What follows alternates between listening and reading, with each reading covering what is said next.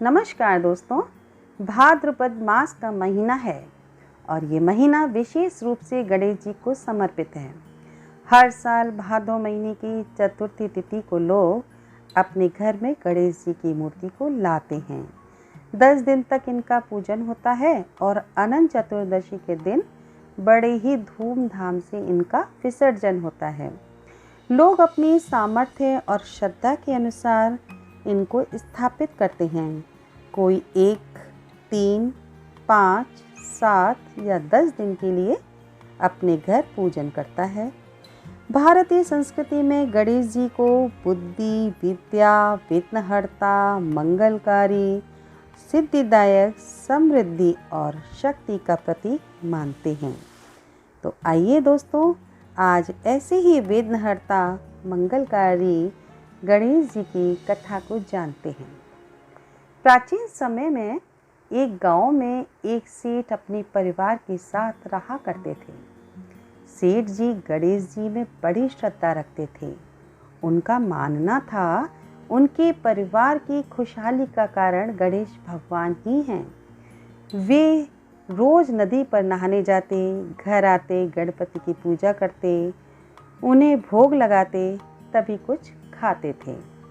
उनकी सेठानी को ये सब बातें बिल्कुल भी अच्छी नहीं लगती थी।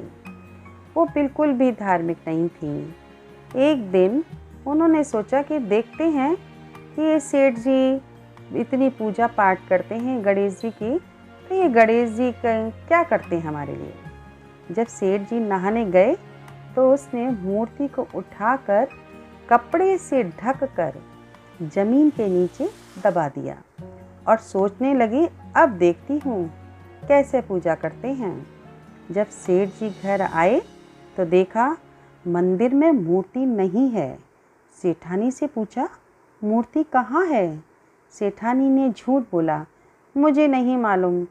पूरा दिन वे मूर्ति ढूंढते रहे। उस दिन गणेश जी को भोग भी नहीं लगा पाए। अब उन्हें भोग नहीं लगाया तो सेठ जी खाना कैसे खा सकते थे।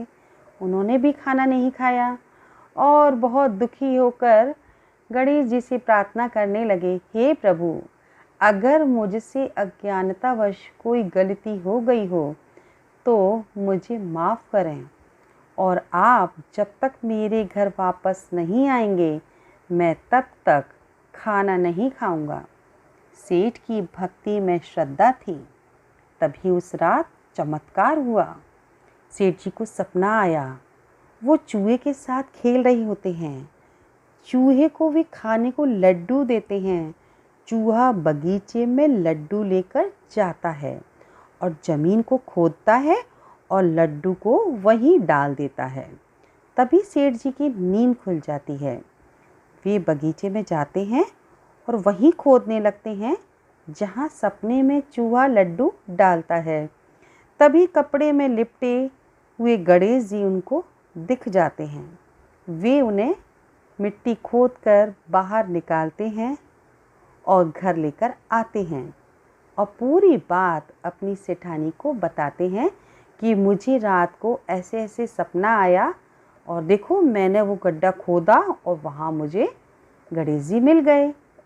तब सेठानी को बहुत आश्चर्य हुआ और उसने सेठ जी को पूरी बात बता करके माफ़ी मांगी। इस चमत्कार को देखकर सेठानी को भी गणेश जी की भक्ति में विश्वास हो गया। दूसरे दिन से वो सेठ जी के साथ गणेश जी का पूजन करने लगी।